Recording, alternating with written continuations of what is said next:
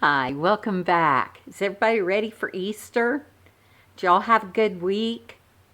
Well, I was running around today trying to get everything done. I needed to go to the grocery, I needed to get my yard mowed, and that takes a while because I mow 3 acres. And now I'm finishing up trying to get the house all cleaned up and sparkling and everything for Saturday when my children and grandchildren are coming. But it occurred to me how much I thoroughly enjoy living alone. And I started ticking off all the reasons why I'm really enjoying my life right now as a solo person at almost 65 years old. I've known and talked to several people who have really hated being alone. They get lonely and they don't know what to do with themselves as they get older, and I'm finding it's just the opposite. When I was raising my children, I made such a point of being available to them and spending time with them. I worked from home a lot of times. I was a freelancer for a number of years. And I always did whatever I could in order to have that flexibility to be at home with my kids. Now, there's been plenty of years where, yes, I did work away from home, and I did it when I needed to, but when I could freelance, then I freelanced, and that gave me more opportunity to be with my kids. I homeschooled my kids for a number of years, and I don't know if spending all that time and knowing that I took all the time I could to be with my family as they were growing up, I don't know if that has anything to do with how I feel now or not. I always thought that I would miss them terribly when they left home, and I do. There are times when I really wish that I could have a little more time with them and have maybe some more one-on-one time with my daughters. But despite that, I have come to find that I really love being alone. I love the fact that I can make my own schedule. I can do what I want when I want. If something pops up and I go, I want to run into town and look for this or look for that, or I just feel like doing something, I can just go do it. And I don't have to worry about whether or not somebody else wants me to do something else. I can eat whatever I want. I can eat when I want. I don't have to worry about basing all my meals on what somebody else wants. I swear, when I started living by myself, I wasn't even sure what I liked to eat anymore because I always fixed what somebody else wanted to eat. But I also love being free to decorate however I want. Now, granted, okay, not everybody wants peacocks on their walls. And I mean, you can have too many cocks on the wall, but I really like my peacocks. And I'm free to do that, and I don't have to worry about what somebody else thinks because I am the only person that lives here. And if anybody comes in and they're offended because I've got peacocks on my wall, well, they can stay home or go someplace else. And I love the peace and quiet. My house can be so quiet at times. Now, that doesn't mean that I don't occasionally miss the giggles and the laughter and everything that filled my house when I was raising my girls. But when I'm missing that, all I have to do is collect up the grandkids and bring them on home, and then I can have the giggles and the laughter again. But there is so much to be said about having your peace and your quiet. My house stays clean. Sometimes I have to remind myself to clean my house because being the only person in the house, I put things away and they stay put away. I always know where everything is. I don't get a lot of clutter unless I'm working on renovations, and then it can become complete chaos. But for the most part, my house is clutter free.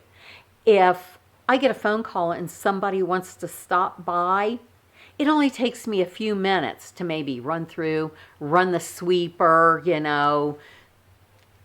touch things up a little bit.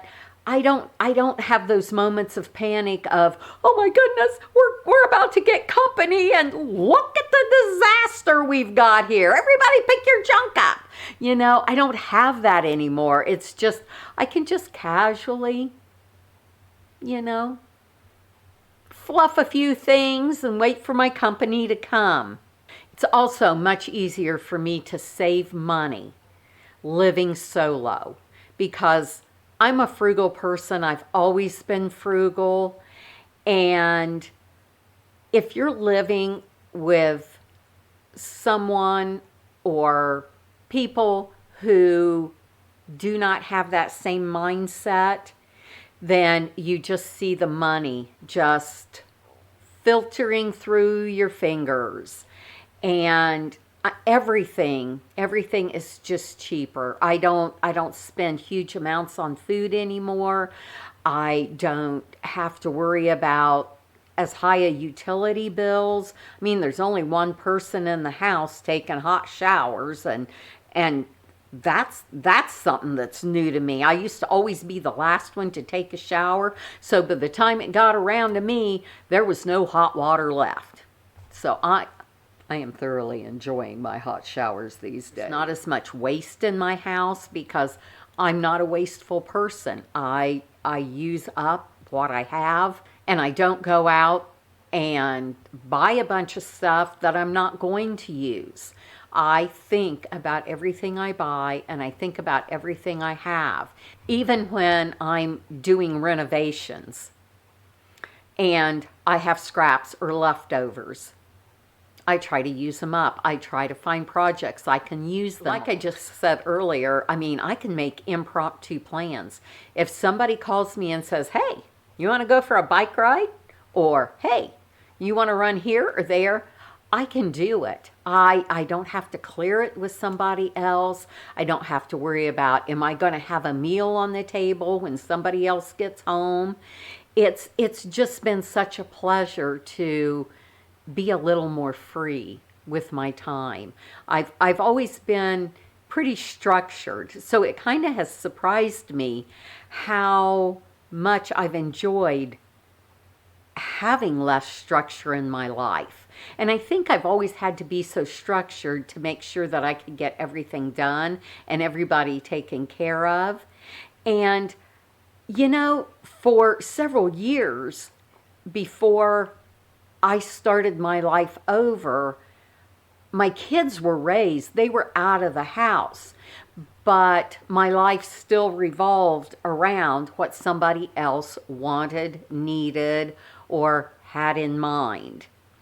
And over the last